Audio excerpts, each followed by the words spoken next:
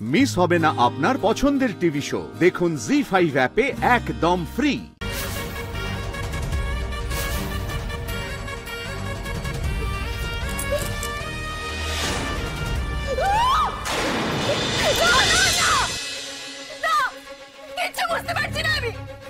আমার স্বামী কোথায়? অনির্বাণ কোথায়? আমার স্বামী কোথায়? ম্যাডাম, পরের ছবিটা দেখার আগে আপনাকে নিজেকে শক্ত হতে হবে। আসলে জঙ্গলের মধ্যে খুব খারাপ অবস্থায় আমরা পাই। 3-4টে মত্ত হাতির সামনে পড়ে গেছিলেন উনি। মুখটা একেবারে থেতলে গেছে। দেখবো না আমি, দেখবো না, কোন ছবি দেখবো না আমি। ছবি দেখে কি করবো আমি? কার ছবি এগুলো?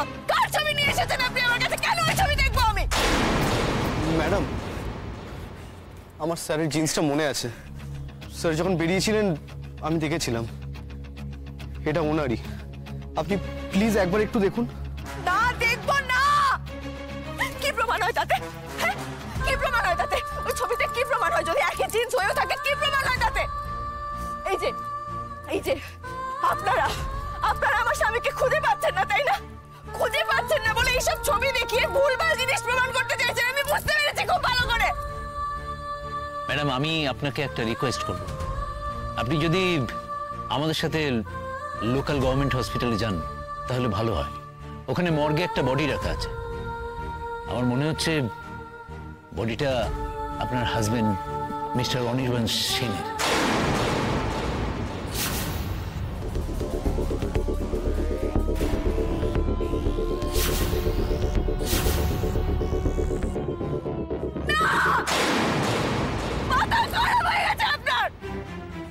তখন থেকে একটার পর একটা ভুলভাল কথা বলে যাচ্ছেন। কি প্রমাণ করতে চাইছেন আপনি? হতে পারে না, কোথাও যাবো না আমি কোথাও যাবো না। শোন না কেনে, তুই না গেলে যে ওরা উলট পালট কথা বলে যাবে। তুই বরং চল কেনে, তুই আমার সাথে চল। হ্যাঁ, আমি আসি, কোনো ভয় নেই তোর, চল। স্যার, ওনার বাড়ির লোকেরা আর ঘন্টা দুয়েকের মধ্যেই চলে আসবেন। ম্যাডাম যদি তারপর যান তাহলে হবে না? 2 ঘন্টা ধরে বডিটা ফেলে রাখবো? তারপরে এখান থেকে যেতেও তো বেশ কিছুটা সময় লাগবে। ম্যাডাম যদি গিয়ে বডিটা আইডেন্টিফাই করেন তাহলে ওই বডিটার আমরা তাড়াতাড়ি কোনো ব্যবস্থা করতে পারি। ম্যাডাম, আপনি কি সত্যি আমাদের সাথে যাবেন না?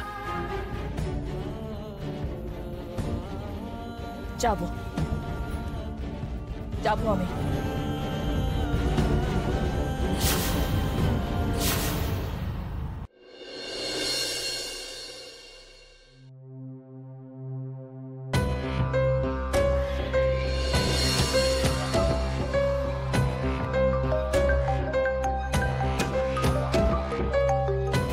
হ্যালো, হ্যাঁ বলুন।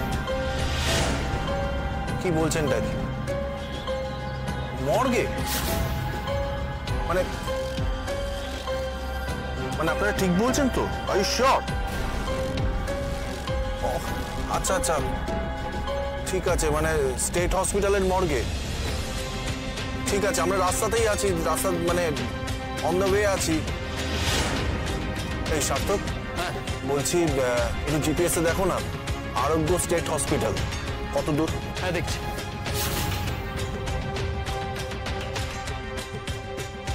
70 কিলোমিটার মতো। হ্যাঁ, আমাদের আর ওই 1-1.5 ঘন্টা মতন লাগবে ওখানে পৌঁছতে। হ্যাঁ ঠিক আছে। আচ্ছা,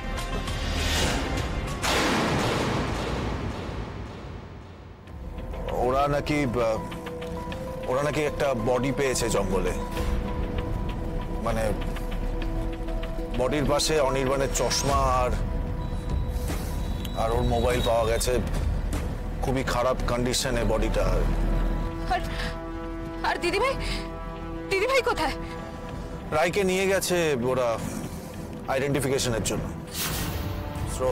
স্রোত, আমাদেরকে এখন কিন্তু শক্ত থাকতে হবে। অ্যাটলিস্ট রায়ের জন্য আমাদেরকে শক্ত থাকতে হবে। কেমন?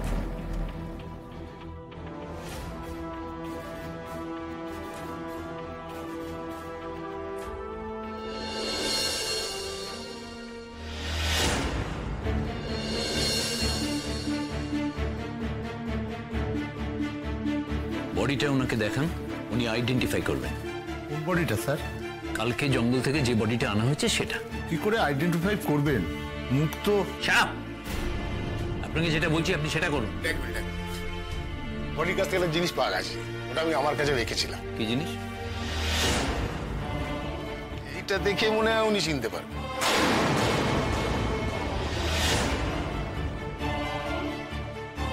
মিসেস সেন, দেখুন তো, এটা আপনার চেনা?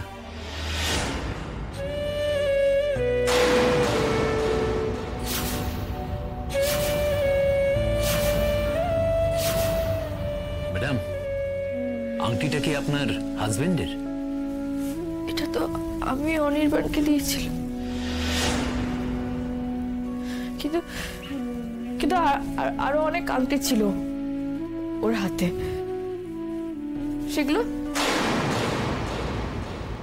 সেগুলো নেই।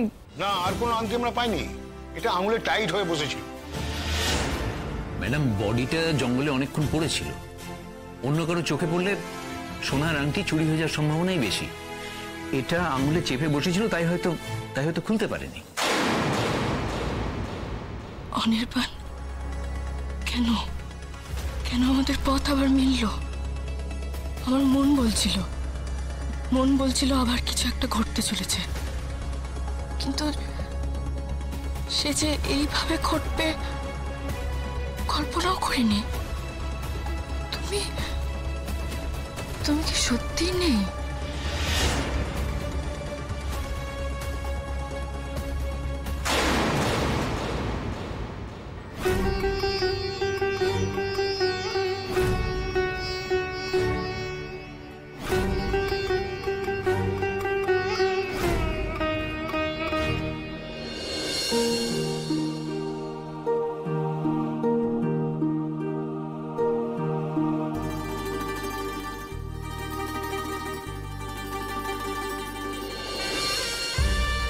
স্যার, বডির কিন্তু বাজে কন্ডিশন, ম্যাডামকে সামলে রাখবেন। আপনি আগে ঢাকাটা সরান।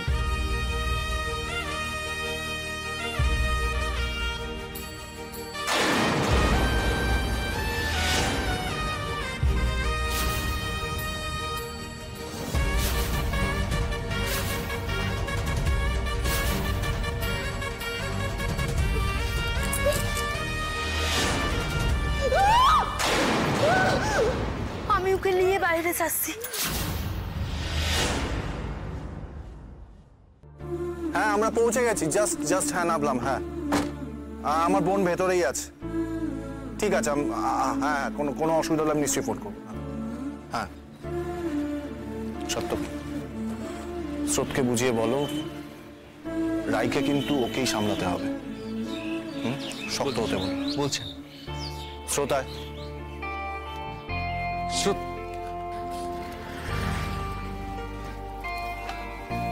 স্রোত, নেমে এসো। না, আমি নামবো না। জি5 ডাউনলোড করুন আর সব এপিসোড দেখুন একদম ফ্রি।